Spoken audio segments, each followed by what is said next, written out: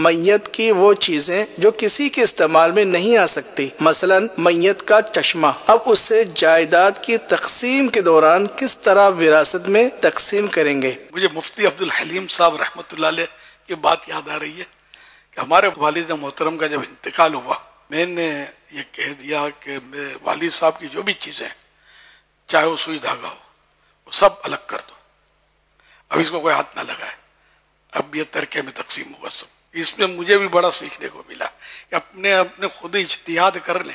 कभी ये चश्मा तो किसी के काम नहीं आएगा, या घड़ी अब कौन पहनेगा, सारी मतलब मेरी तो बहनें हैं, मर्दाना घड़ी थोड़ी पहनेंगी, चलो मैं चढ़ा दूं, तो ये नहीं होगा, सब बिक जाता है। तो जो भी विरसे में मैयत ने छोड़ा उसकी मिल्क में, तो खाली अपना गौर कर ले आदमी, सोच ले, फैसला कर ले अपने दिल से, ये इसके काम का नहीं है, ये उसके काम का नहीं है, ये जूते भी कहाँ कोई पहनेगा, ये तो मर्दाना जूते हैं, मेरी माँ थोड़ी पहनेगी तो मैं पहन लूं, नहीं, हर चीज बिक जाती है। जो भी है उसका विरसा और तरका तकसीम होगा, अपना कब्जा ना करे कोई, अपनी मर्जी से।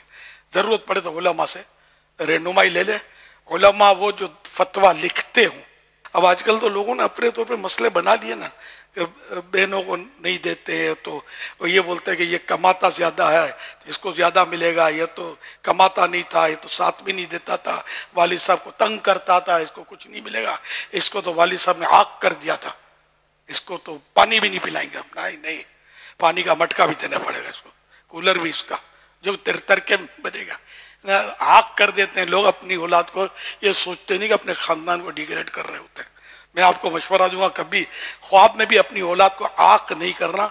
आपने आग कर दिया अपनी औलाद को, इसको अपना दुश्मन बना लिया आपने, सीधी बात है, वो डिग्रेड हो गया ना, कि लोग उसको चल नहीं देंगे, जहां जाएगा थू थू करेंगे, तेरे बाप ने तेरे को आग कर दिया ऐसा।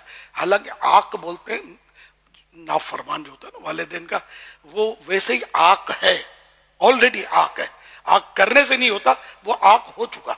ठीक है, बेटा जमता नहीं है, नाफरमान है, तो उससे और कोई सूरत हो जाए कि अलग थलग हो गए, वो अपनी जगह पे, अखबार में देखकर या मीडिया पे देखकर या सोशल मीडिया पर देखकर ऐसा ना करें, इससे कुछ भी नहीं होगा।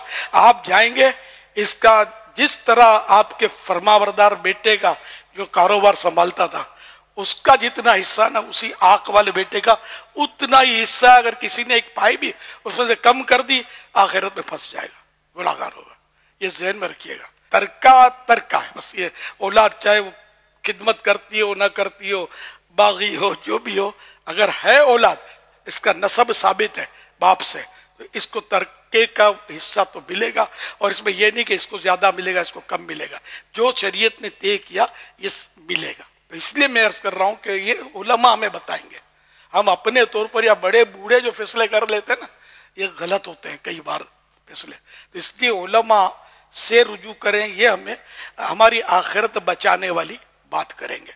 इल्म दीन के लिए जवान हो तो वही बुजुर्ग है, वही हमारा सरपरस्त है, वही हमारा रहनुमा है, समझे। तो उससे रहनुमाई हासिल करनी है दीन के बारे में। इंशाअल्लाह इस तरह करेंगे, मेरी बातें आपको आखिरत के लिए नफा देंगी।